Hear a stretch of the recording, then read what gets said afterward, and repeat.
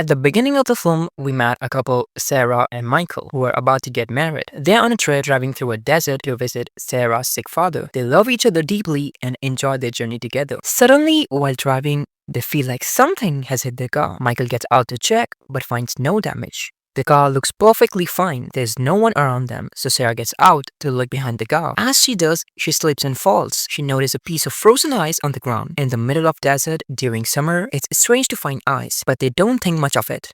They get back in the car and continue their drive. As they go, they notice a black car following them. Michael tries to let the car pass, but it doesn't overtake them. Eventually, they spot a lone hotel in the desert and decide to stop. When they reach the hotel, they notice the surrounding area is completely empty. Sarah jokes to Michael about his fast driving, saying it might get them into trouble one day. But Michael tells Sarah that he's not ready to marry her yet. She gets upset, tells him he always avoids responsibility, and says they should just get married already. A waitress comes over, takes their order, and leaves. Sarah notices the old couples and feels something odd. Soon the waiters return with Sarah's drink and Michael's coffee, handing them 2 coins that they can use the coins for any service in the hotel. Michael decides to use 1 coin to play music, hoping it will make Sarah happy. As soon as he does, the black car appears outside the hotel again, waiting for them. After that, they leave the hotel. This time, Sarah drives the car because Michael had driven too fast before. But again, something collides with the car, and they notice that they are on the same road they just passed. They were both shocked. Meanwhile, at the hotel, the 2 waitresses talk to the manager to tell them that Sarah and Michael are both nice. The manager replies that he has no control over what will happen to them. Only time will reveal their future. Everyone in the hotel seems to know Sarah and Michael, but how? They had never been there before. Something strange is about to happen to them. Sarah and Michael seems to be stuck in a loop, always returning to the same place. Suddenly, the black car appears in front of them again. This time, Sarah decides to approach the car to find out who's been following them. When she looks inside, she sees a man with a scary face. She gets terrified and quickly runs back to her car. As they drive, the black car follows them again, and it looks like it's going to hit them. Sarah speeds up and ends up back at the hotel. She runs inside to find a phone booth and calls the police, telling them about the black car, but the police tells her that they're far away and it will take time to get there. But in reality, the officer she was talking to was actually the hotel manager. Sarah asks the waitress for alcohol, but the waitress tells her that they only serve alcohol once in the hotel. A girl sitting nearby offers Sarah her bottle. When Sarah tries to pay her, the girl says money doesn't matter anymore. This surprises Sarah. Then the manager arrives and tells the girl to come with him. He explains to Sarah and Michael that the girl is mentally unstable and shouldn't be taken seriously. Meanwhile, the manager takes the girl into a dark room where she cries. He tells her that she choose this path, pushes her inside the room. A waiter then comes to Sarah and Michael, warning them to think carefully before going to their room. He leaves a message for them on a piece of paper, but before they can read it,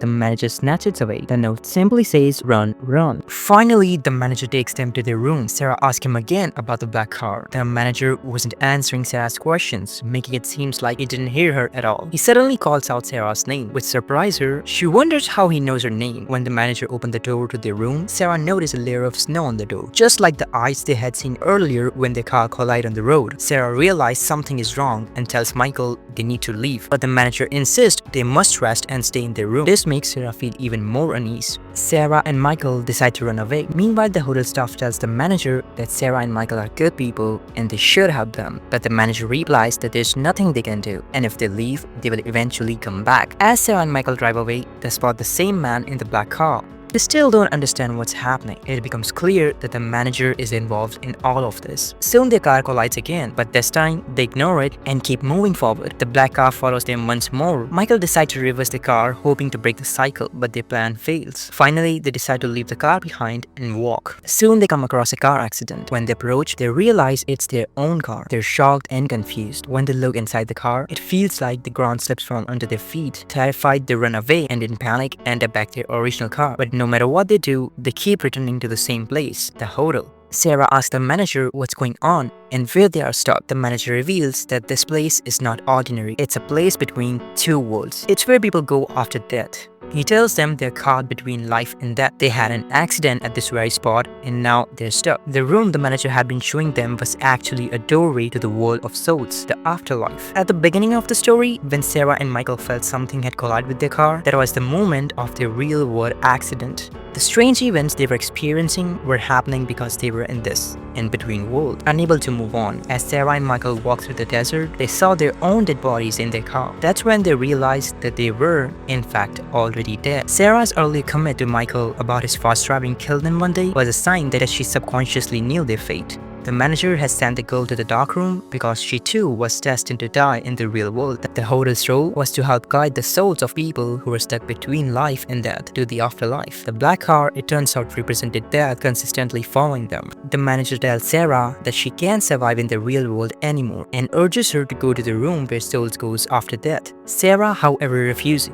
She says that she wants to live because she's going to be a mother. Then manager reveals only one of them can survive. Realizing this, Sarah makes the difficult decision to sacrifice Michael. So Sarah, in her heart-wrenching decision, says goodbye to Michael. Michael is then sent to the room where souls transitions after death. In the real world, Sarah regains consciousness, she breathes again, but Michael is now dead. And with that, the story comes to its tragic end. Thank you for watching.